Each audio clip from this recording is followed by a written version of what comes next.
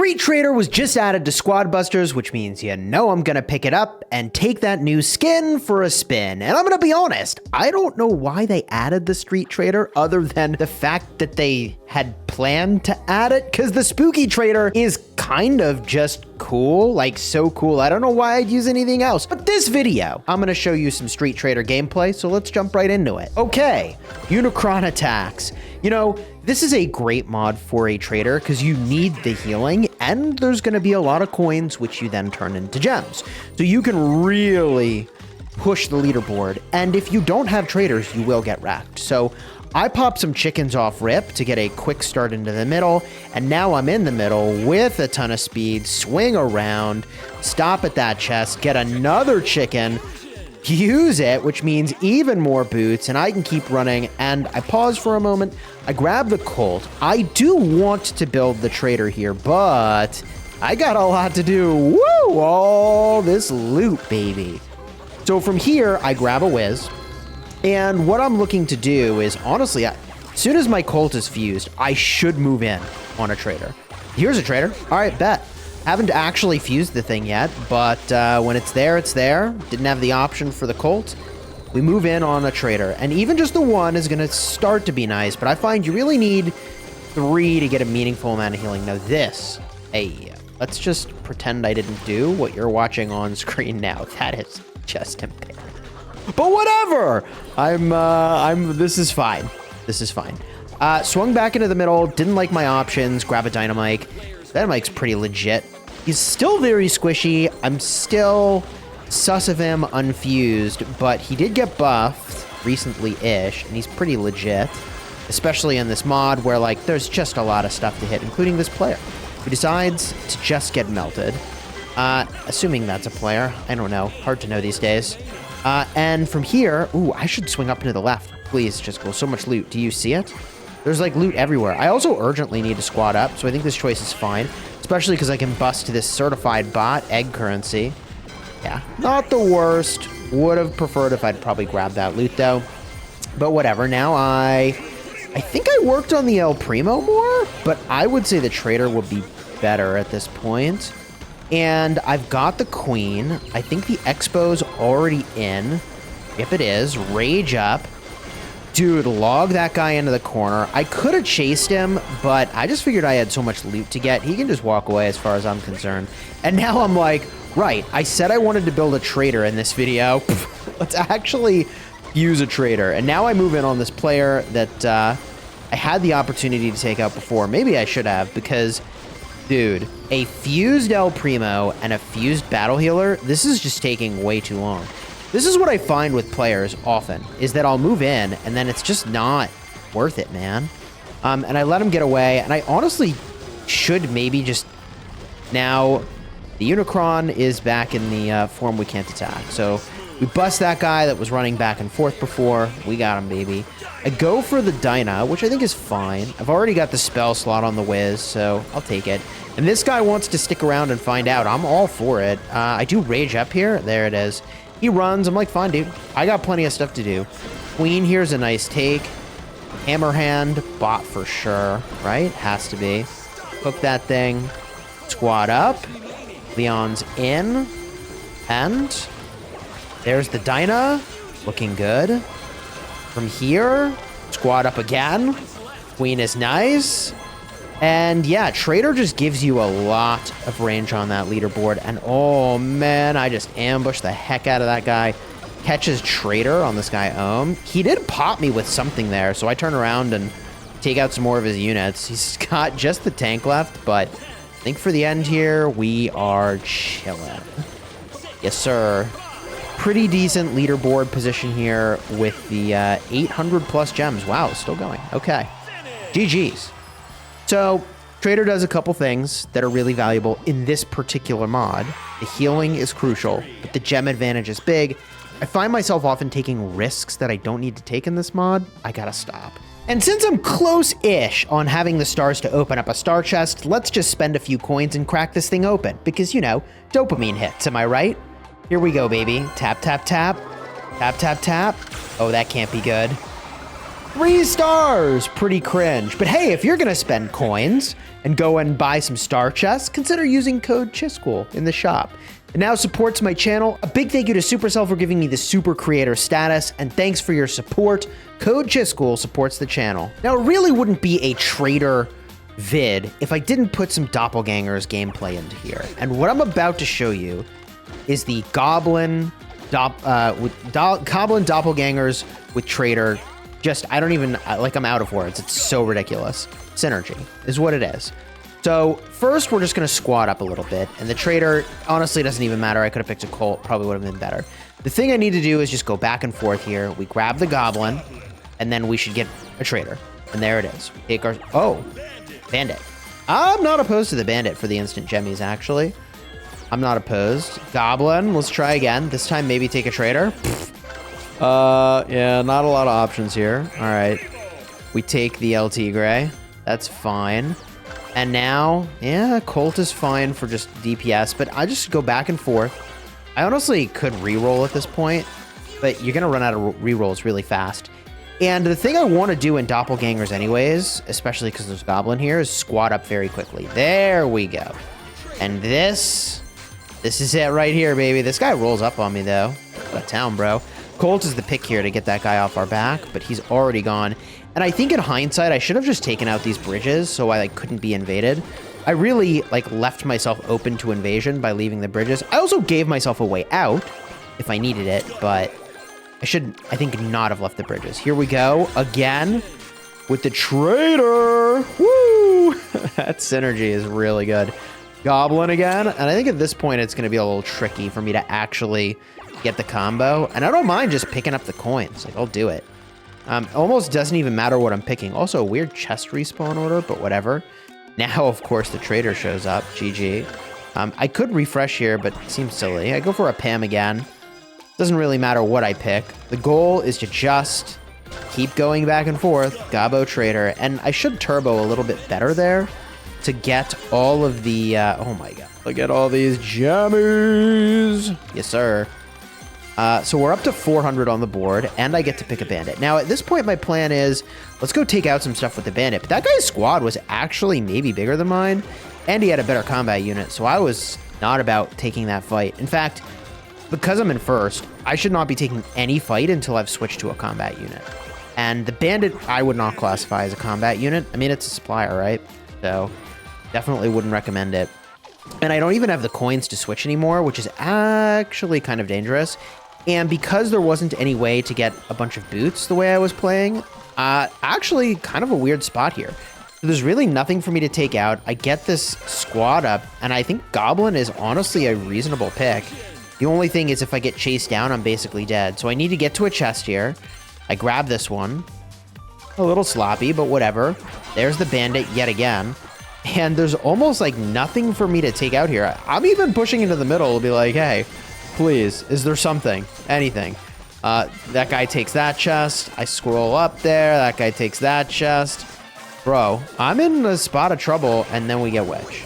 All right, this'll work. So, normally what you can do is you can hold on to the trader at the end of this style of match and run around the outside and get a bunch of gems and convert those coins. But I don't know, man. I didn't have a trader, and I didn't prime swap. Now we just lock in the win.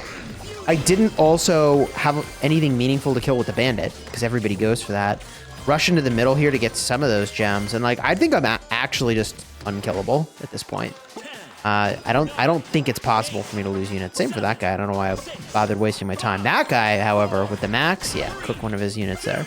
We just chill with the prime. GG's. So very classic strategy. Not a lot of innovation there. Just Goblin, Trader, collect loot. Gift Critters is a fun one. And I debated I could have started this with a Trader because you could step on these little mounds and get a bunch of loot out of them. I go for the Whiz here, and it's a little bit aggressive, but here's the thing. The PvE from the Gift Critters is going to give me a lot of extra opportunities to get spells with the Wizard. So I think an early Wizard pick, yes, it is going to kind of harm my ability to squat up efficiently. But in the grand scheme of things, it's honestly not that big a deal. From here, I'm gonna need to squat up soon, but I need more coins. I'm right on top of my furnace, taking out the gift critter. GG. I've actually avoided the middle here, which is kind of surprising. Going for the fusion on the barb, in part because it's awesome, and in part because that will lower my squad cost. And you can see I've just been getting lots of spells and honestly just throwing them around. In fact, I should do a better job switching between the spells and being more careful about like what spell I'm using when. Like right there, I totally meant to use a log, but whatever. We grab a Jesse. I actually have avoided taking the traders here, which is a problem. And I think my leaderboard position would be undeniable and unapproachable if I had fused a trader. So now I say, oh, wait. Oh, I needed to take a trader here. And it's funny because the presence of the trader necessitates that you take trader or risk being completely irrelevant in a match. It's really crazy. And then once you see your score is like really low compared to everybody else, you start taking bigger risks, speaking from personal experience, and those can get you really punished. So I would say that using a trader, if it's in there, is pretty much mandatory. Now I take the Mavis, which is a little bit sus there, but you'll notice because I'm avoiding going to the middle, and I'm just farming the outside, that I think this is going to be okay. So Mavis picks up there those carrots. We get a little bit of loot, left a little bit behind. Actually kind of annoying. And yeah, I'm just throwing spells around at this point because I'm getting them faster than I can find targets for them, which is honestly kind of nuts. Here I've kind of got an opportunity to use that Mavis, but there's so much loot on the ground, I just go for it. Throw the log down that way, put the turret his direction as well, just to be like, hey bro, I just want you to get off my lawn. Mavis plucking here is giving me a little bit of healing as well as the coins. We all know that synergy is insane. And at this point, I'm not looking to really go into the middle, other than maybe I just have some fun, which the more I look at this, the more I think I'm likely to just go middle. I'm not one to actually stick to the plan that is going to guarantee the win at times. I'll do what's more fun. And I think going to the middle would be more fun. So let's see what I do with 1 minute left here. I'm going new places, which I don't know. Ooh, good log there. Get a new spell. I just get these spells so fast. Throw down a cannon, throw down another cannon. Plucking here, which is keeping me healthy and giving me gems and coins.